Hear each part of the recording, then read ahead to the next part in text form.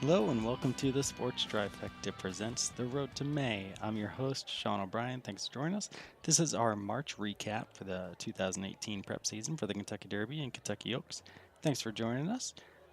Please give us a follow as well on Twitter at The Sports Try. That's The Sports and then TRI. I'm going to get right into it here. We got that was a busy month of March, and let's get right into it. They're off. All right, here we are in the and they're off segment here where we tackle some broader subjects on horse racing and just world of sports here and there. And today we're just going to talk about why the Kentucky Derby is the greatest of all the races to bet for the whole year.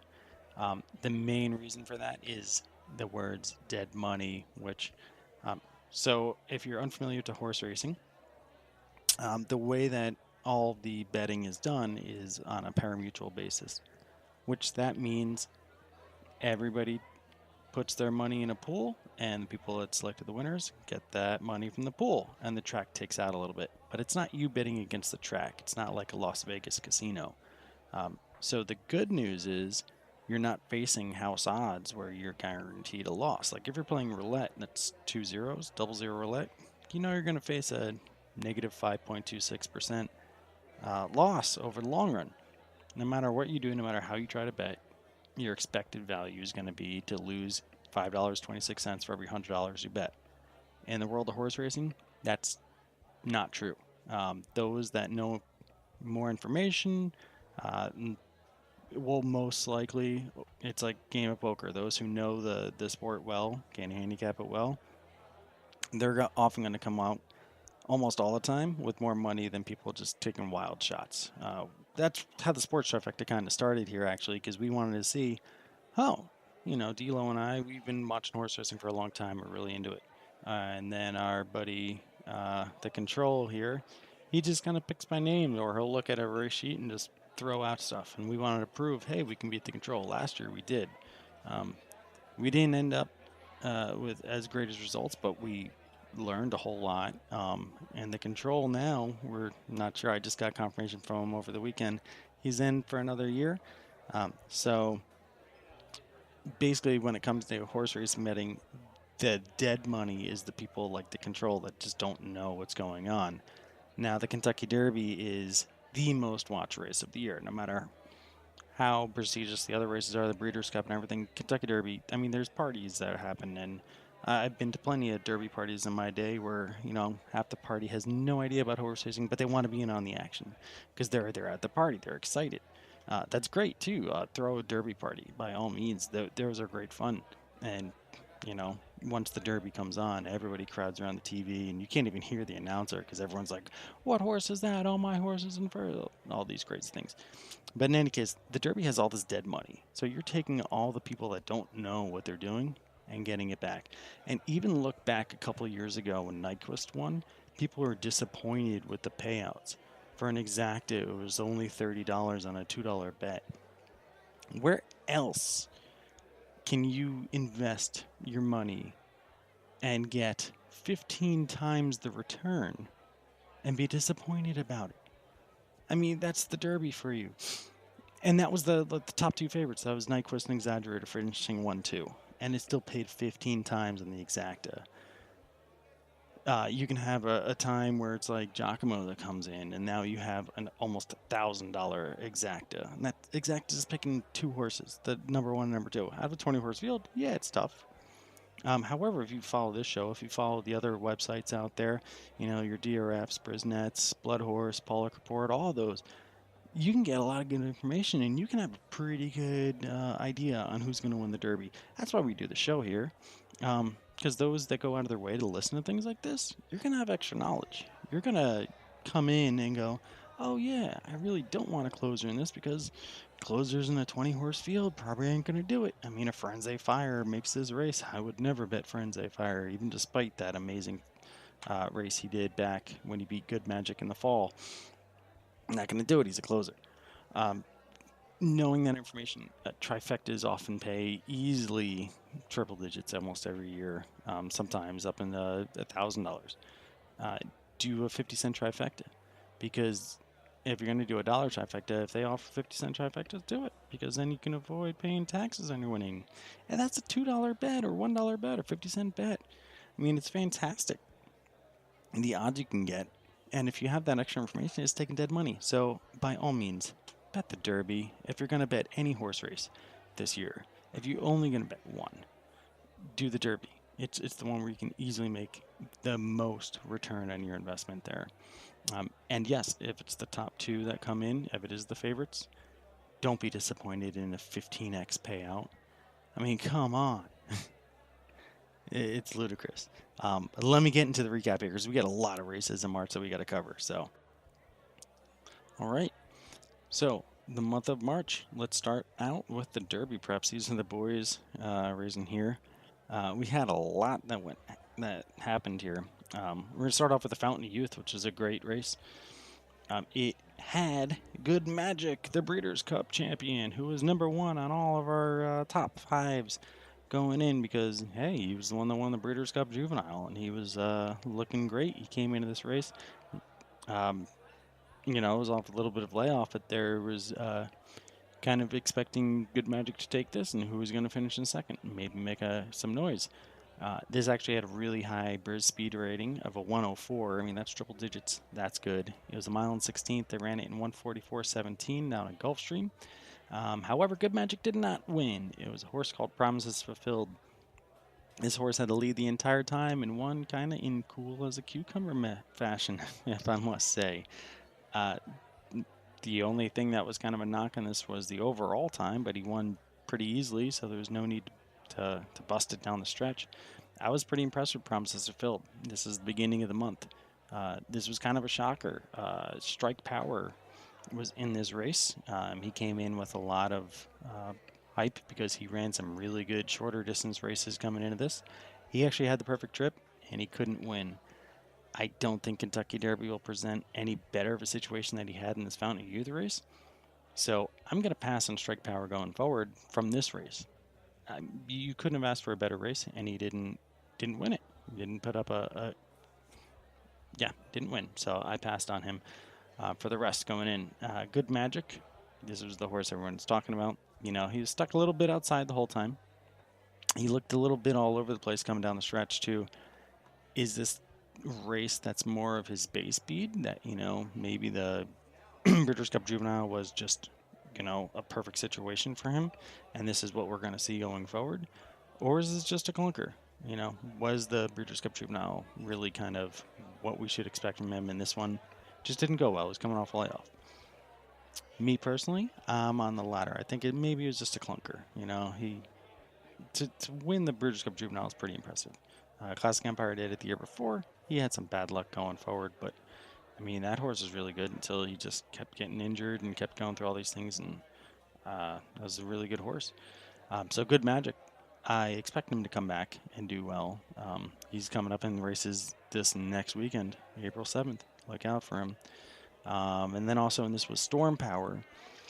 I was pretty high in Storm Power. I put him on the Twitter about, hey, take a look out for this one. It's going to make noise. And then, he hit the brakes coming down on the backside of the track. He was coming up on the rail, thought he had a little bit to go through, and then all of a sudden, nope, that space wasn't there, and his jockey kind of pulled the reins up, and he lost all of his momentum going down the back. This horse wanted to be in the front, and he was denied it. I think they need to take him off the rail next time they ride him, which they did. He was just over this weekend. Another race, we'll talk about that. I thought my notes on this race were, need to ride him outside instead of on the rail. Let him do his thing. I thought he had the talent. But you'll see what happened actually in this past weekend in just a little bit. Next, we're going to go to the Gotham Stakes. This also got a 104 rating. This was up at Aqueduct. I was actually at Aqueduct for this race. It was pretty cool to watch. It was only a mile. It was a one-turn mile, which a lot of people are giving a little bit of gruff to, saying, hey, you're prepping for the Derby, yet you're going to one turn this late in the season? What's going on with that? Well, they did it, and it was a time of 138.24, which is okay. All the times have been pretty slow at Aqueduct this winter. I don't know if they're just not the top quality horses there, or if something's going on with the track. I mean, it's been kind of rough weather here in New York. Enticed won this one. Enticed has been pretty good. He ran from behind. Um, did a little bit of a wide move at the end, but he strolled to the finish line in the end. I would say the 138 is more like a 136 here. His style doesn't get me too excited come Derby Day because he's not exactly towards the pace the whole time. He's a big horse though, and he gets the job done. So Entice won it. Firenze Fire was in this. Boom, boom, boom, boom. Yeah, I had a little bit of money on him because I thought a smaller field, and he's been winning an Aqueduct. Firenze Fire, clunker, not good. And then Free Drop Billy also had another clunker here. And these two horses, they need a lot of work if they want to be any threat in the Derby. I can write off these. They got a lot of press from other places this winter. I've never been sold on either. And this race really put them in the dumps there for me. But Enticed, I'm enticed to see what Enticed does in the Wood Memorial, which is also this weekend. That's his next race there. And then we're going to go to the Tampa Bay Derby. Tampa Bay Derby was a mile and 16th. It was ran in 144.72. This was at Tampa Bay Downs because it's Tampa Bay Derby. Quip was the winner of this. Quip, very impressive. He stalked perfectly. He did enough to win. It was a little bit of a slower pace, so maybe he can shave a couple seconds off that time too. The other horses in this, World of Trouble, who was on my top 5 at one time. He led the whole way and he just tired at the end. I'm curious to see if this, I'm curious to see if they used his max cruising speed, if he would tire out or if he'd be okay. It seems that they may have held him back in this race just to see. But I think this horse is one of those where his cruising speed is really close to his top speed. So don't hold back because you can get past in the end. Now, if he has to go out, I'm not saying to do an Amy's Challenge thing, which I'll mention when I go over the fillies, where you bust out to, 16 length lead. But, if you're going to run out there, he's going to be breaking all the wind for everybody. He's not going to be getting, if it's NASCAR or a bike race, he's not going to be drafting. Put him out in the front, let him run. World of Trouble, made me a little scared of him going forward here. And then Flameaway was in this, and I really liked Flameaway. He actually had the best close, and I think the extra distance, if you put this out to a mile and a quarter, I think Flameaway is the horse that wins this. So Flameaway, he's up there. He's nipping in my top 5. He's really close. Quip, I think, did a really good job here too, but I don't know if Quip has the speed. So that's my thoughts on the Tampa Bay Derby there, and let's go on out to the San Felipe Derby. This is one that everyone will be talking about. As long as McKenzie races in the Kentucky Derby. McKenzie just had a setback this past week, got pulled from the Santa Anita Derby, but should still be good for the Kentucky Derby. San Felipe was out Santa Anita. It was mile and 16th. They ran it at 142.71. It was fast. It was a duel between McKenzie and Baltoro. I mean, if you could have the horns and all, a dramatic movie set. I mean, these two, they look like they could be rivals going forward in this year. It depends on what paths they want to take in the Derby, after the Derby. But McKenzie technically won this race, or physically won the race. He didn't technically win. Baltoro technically won the race. McKenzie got DQ'd. He finished first. He stalked nicely and he charged through. I think he was the winner. They had some contact at the top of the turn, and then if you watch the head-on, you definitely see McKenzie start cutting across the track in front of Baltoro. But you got to be in front of the other horse in order to start cutting in front of him. So, I don't know. The stewards flipped it. It paid nothing in the end, I think, either way, because both these were heavily favored. Baltoro, he hung back just slightly, and then he charged around the final turn. He lost by a head. So my main takeaway, there was also Lombo in this race who was gassed. I don't know if I could, hopefully this was just a clunker for Lombo, but I don't know. Lombo was gassed by the end of this race. That was the other horse of note I had in here. Now, my biggest takeaway from this is Baltoro and McKenzie. Baltoro, I've seen now have the bad luck kind of excuse a couple times now. He broke from the outside the Breeders' Cup Juvenile, which hurt him. Now he runs in this race, and he has to go through DQ stuff, and technically he gets the W, but is it really the W? I don't know. So now Baltimore is going to be racing in the Santa Anita coming up here on April 7th. Santa Anita Derby, and Justify is coming over now because McKinsey's out of that race. So I think we'll see more and get a final view on Baltimore this upcoming weekend. For right now, it was still a really good time. These horses are still in the mix for me here. Definitely, they're solidified in the mix for me. Next one I'm going to talk about is the Rebel Stakes. It was a mile and 16th run at 142.68. This is by Magnum Moon, undefeated Magnum Moon. This is an Apollo curse-breaking possibility of a horse. I think Magnum Moon did a great stalking trip on the outside hip here. He closed really well and put some distance in between himself and second. The funny part about this horse was he was zigzagging down the stretch, too. He's kind of a wanderer. Get the Dion song playing in the background. Well, I'm the kind of guy. Okay, it's all he can sing without copyright.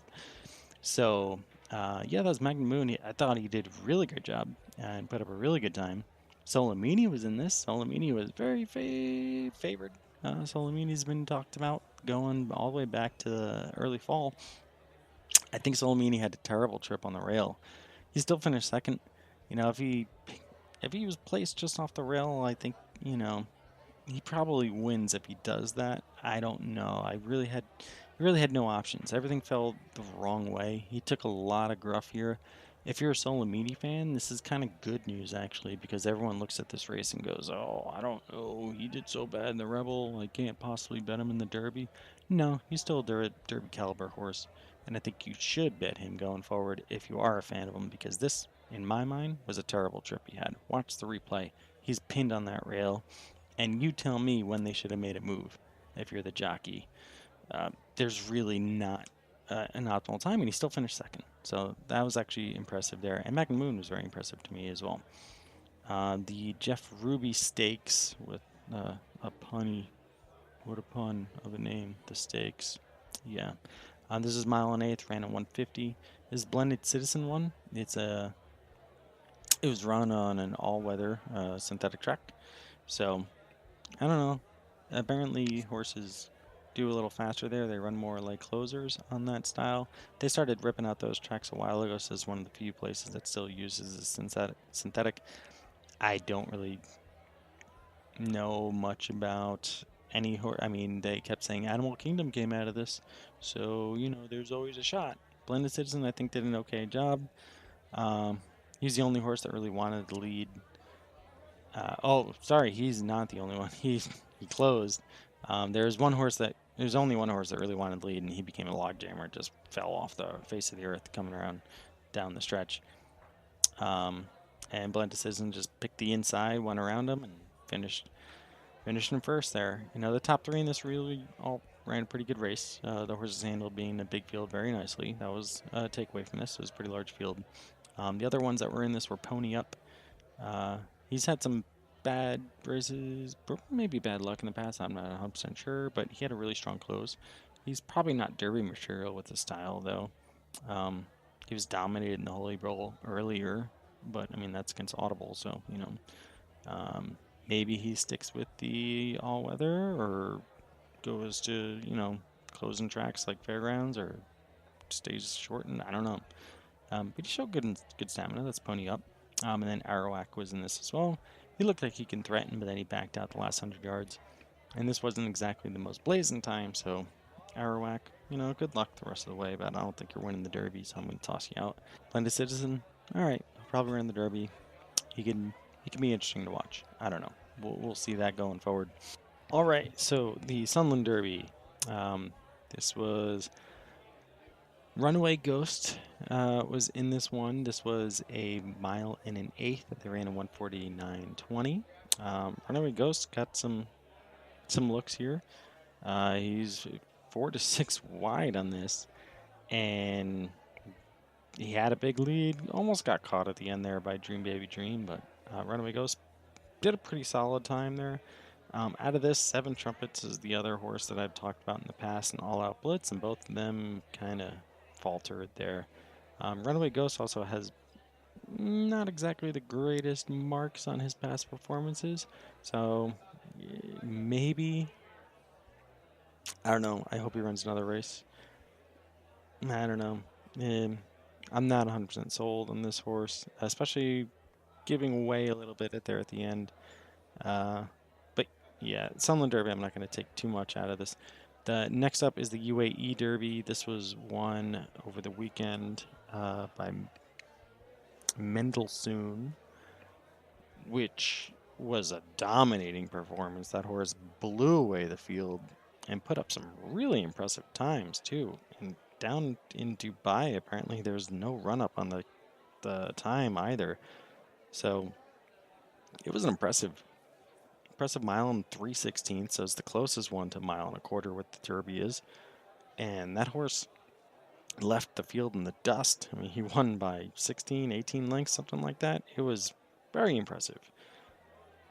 I want to say I would, if he did that over here, I'd be like, yeah, Missor is number one, hands down.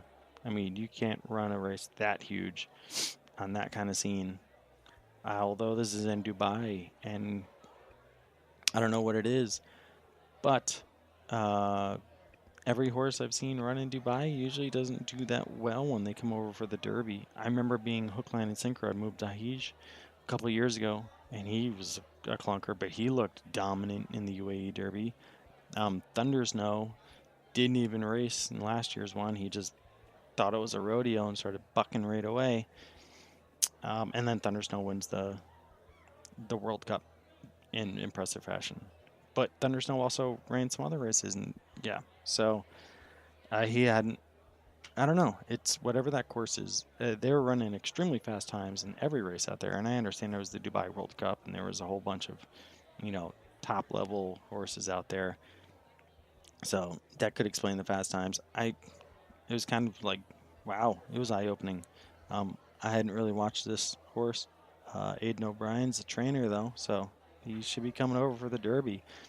Watch out for him. He could be getting a bunch of attention and make money alert. A lot of people, when they look at past performances and they see these international horses where you don't see the past performances listed, all you see is the times.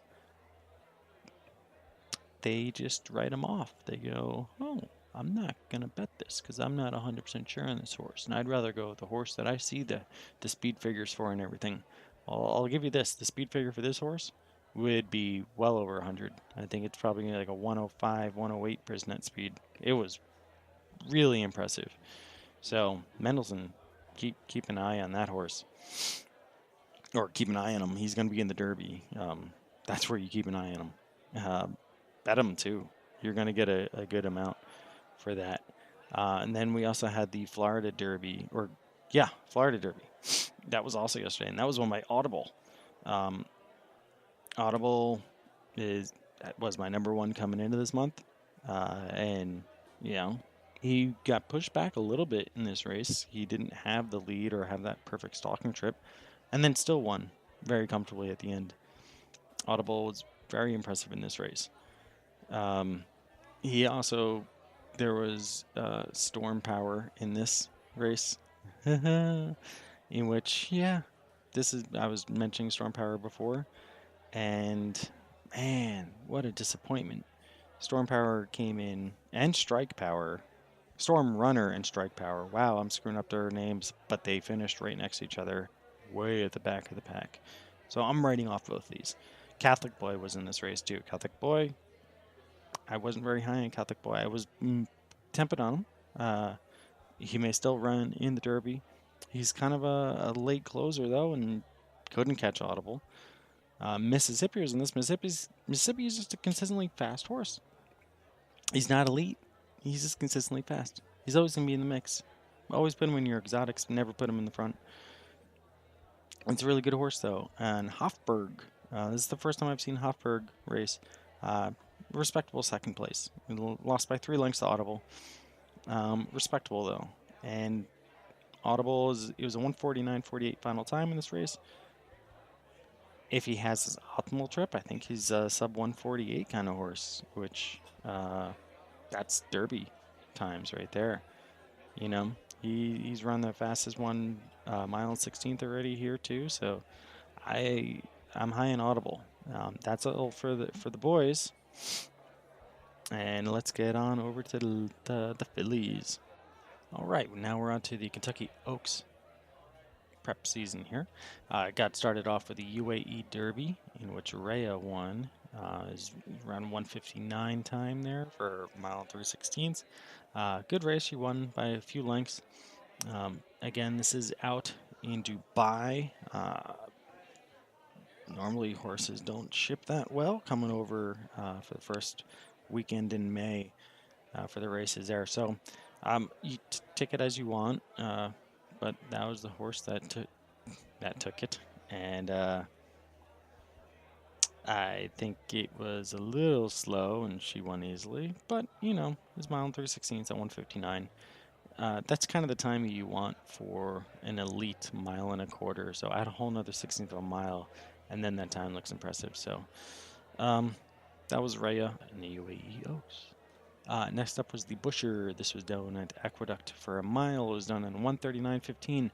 This was won by Midnight Disguise. This horse is huge. It's over 17 hands tall. This is a monster of a horse. She towered over every other horse in the race. Watch the replay of this if you can get your hands on it. It is kind of... It looks like a circus show. This filly is monstrous. She took the longest possible route too, but she closed strong. She did what she had to do. She's awkward. She's so big. And think of a really tall teenager. That's what this horse is. She looked really clumsy coming down the stretch, but she was fast. Got the job done. Sarah Street was second. She was okay. She just looked puny next to the winner, but I think she had a decent finish. Next up is the Devana Dale, which was run. It was a 94 Brisnet speed rating for mile 138. Fly So High was in this. She faced competition and she put them away. Wasn't the absolute flashiest of times, but she wasn't shabby either. I guess this horse likes to win. That's my thing on this. Take Charge Paula was in this. Maybe extra distance would help her. She was charging to the finish line. Take Charge Paula just raced yesterday too, and we'll find out what happened there in just a little bit. That was the Devana Dale. Then we had the Santa Isabel, which was won by Cosmic Burst. This was a mile and 16th, run at 144.19. I think this is the max race for her. She had everything go her way. Nothing was in her way because Amy's Challenge was in this, and that horse went out big time. She went out at like 16 lengths. So Cosmic Burst had to chase her down at the end. So this is probably the best you're going to get out of Cosmic Burst. Amy's Challenge, she finished in second. She's on my list for the fillies. If only she could be contained a little bit in the beginning. I think she wins this hands down. This is funny. If you want to watch another race, it's pretty funny. Watch how far Amy's Challenge is out of the screenshot. There's all the way zoomed out, and they can't focus in on having Amy's Challenge in front of them because she was out there so far. I still love this horse, and I think there's just a slight adjustment that needs to be made so she's not freewheeling. I think she could be devastating. Like, she puts up really, really fast times. So I do like Amy's Challenge, and she's the one that I'm keeping my eye on. Cosmic Burst is okay. We go to the Honeybee next. This was mile 16th, run at 141.10. This was a really fast time. Midnight Bisou did it in the slop too. She stalked nicely, a little wide, but that makes this time possibly even more impressive. This may jump right at the top of my filly list. I'm just giving you a heads up. 13 Squared was in this as well, which for those who are trying to do math in their head right now, that's 169 for those that are curious. She ran a good second, not too shabby, and Midnight Busy was just too good. Midnight Busy was really impressive. That's a really fast time, 141.10. We go to the Bourbonette, which is not exactly a fast time. It was 139 mile by Go Noni Go. She's a back style closer, made some good moves. Slower pace, but the field was still really spread out, so there wasn't much competition in here. Possibly watch this horse going forward, but doesn't seem like a big threat at the moment. It was pretty slow. Then we also had the Gulfstream Oaks. The Gulfstream Oaks was won by Coach Rocks. She beat Take Charge Paula. She won by, what was that, a length and a half or so. Kind of came from the back a little bit there. Made some good moves down the back stretch. Had a bit of a wide run, but she dueled with Take Charge Paula and she took it. Take Charge Paula, hey, not bad. The whole race was running 144.63. But Take Charge Paula, I don't think she's gonna be a winner of the Oaks, but she's a decent horse. I'm not giving her any bad luck there. The Sunland. Oh, I forgot. Let me go back to the last Sunday there. There was also the Sunland Park Oaks. Blamed won this over Cram. This is running 143.32. Blamed was the heavy favorite. It was a small field. It was only 5 horses. They ran pretty quick. I gotta say, that was pretty impressive. She drew off at the end too. And Blamed is, if she wants to run in the Oaks, I think she could be a threat. Might want to play her in some exotics there as well. So that's all the Oaks races. I hope I got through them fast enough there for you, as we're running a little low on time here. Now I'm just going to give you my top 5s. All right. All right, here they are, the top 5s at the end of March. Now remember, we've got a lot of huge races coming up here in the first weekend of April, so stay tuned for those. We're going to do a recap show probably April 15th or so for April, and then we're going to do some specials there for every horse that's announced that they're going to be in the Derby. We're going to do a breakdown of every horse for you guys there to keep you guys most prepared and make some money out there, okay? So in March, I'll just go through Delo's top 5. We just posted a Twitter there for reference as well. He's got at number 5 Mendelssohn, the one that won the UAE Derby in very impressive fashion. He gave him a 78. He's got Solomini above him at number 4 with a 79. He's got Audible number 3 with an 81. Then he's got Bolt Doro and McKinsey. That's his number 1 and number 2, Bolt Doro on top. He really loves these horses. He doesn't shut up about them, actually, too. He's making Bolt Doro his big choice here. And McKinsey, we're hoping stays healthy there as well. That's his top 5. My top 5 actually have 5 tied for the 5th position. I got McKinsey, Bolt Doro, and Solomini. Oh, look at that. 3 of his top 5 there. But I have him as number 5. I think these horses have a little bit of... they've got too much of bad luck that comes into them. All 3 have been involved in DQs. Also... they run fast, but I don't know, there's other horses out there that I think are just faster than them. And these horses can make excuses. They love to duel, though. They're very impressive. That's why they're still in my top 5. I'm not writing them off completely from winning, because if things break well, they can definitely wear the roses there at the end of the day. But they're tied all with an 84 for me. Next up is Magnum Moon, who, I'll be honest, I haven't watched much Magnum Moon before the last race, but it was damn impressive. 85 is what I'm giving Magnum Moon, my number 4 horse. My number 3 is still Good Magic. I'm leaning that the Fountain of Youth was just bad luck. I got Good Magic at an 86. I think this horse is... he proved a lot in the Breeders' Cup Juvenile, and I'm not giving up on him yet. Okay? Might get some good value out of him now, too. Because people are holding their breath. What have you done for me lately? Kind of culture here. But I think he can rebound and do very well in the Derby. And number 2, Mendelssohn. I can't overlook that performance down in Dubai. That was tremendous. That was really amazing performance there. I'm giving it an 87. Only because he's in Dubai. It was why I didn't make him number 1. That shipping, I never know. And Mubtaish killed me a couple of years ago. My number 1 is still Audible. It's done nothing wrong. Great. All right, top 5 for the fillies going into the Kentucky Oaks.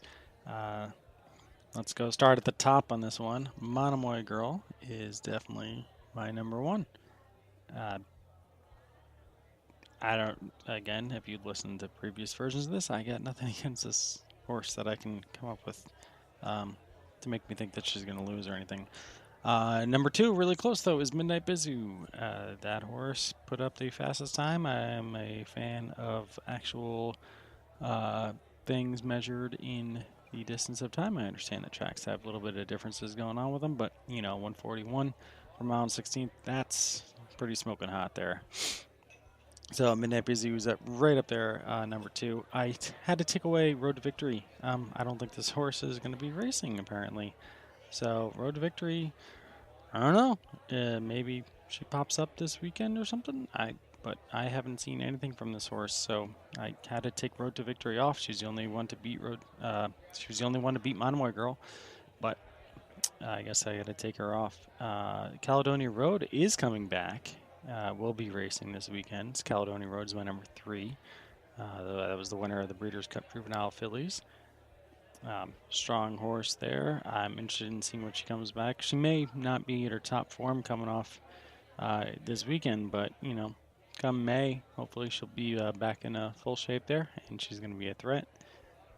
Then, when it comes to some other horses here, I'll probably say, well, Dream Tree's gone now, and there's been a shakeup here. It's getting a little dry now when it comes to these the fillies, because Separation of Powers, I don't think that horse is racing anymore either at the moment. I believe she got injured and is off the Oaks Trail as well, going back a couple months ago and never recovered in time. And I'm going to say then probably Amy's Challenge, despite her loss. Talented, I'll give her number 4.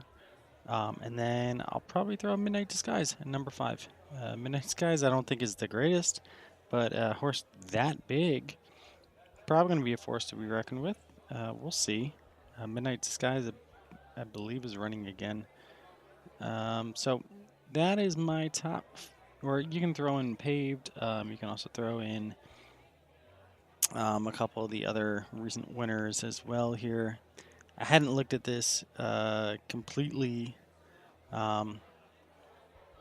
through and through when it comes to the girls, because I'm kind of set on the top ones, Monomoy Girl and Midnight Busy. I think that's your exacta for the Oaks. So that's going to cover for this episode here. I'll be back in probably just 2 weeks with a recap of April and give some final pre-rankings, and then we're going to do some breakdowns of each horse. We'll do a male and a female each day leading up to the Oaks and the Derby. All right, thanks for joining. Have a great rest of your week.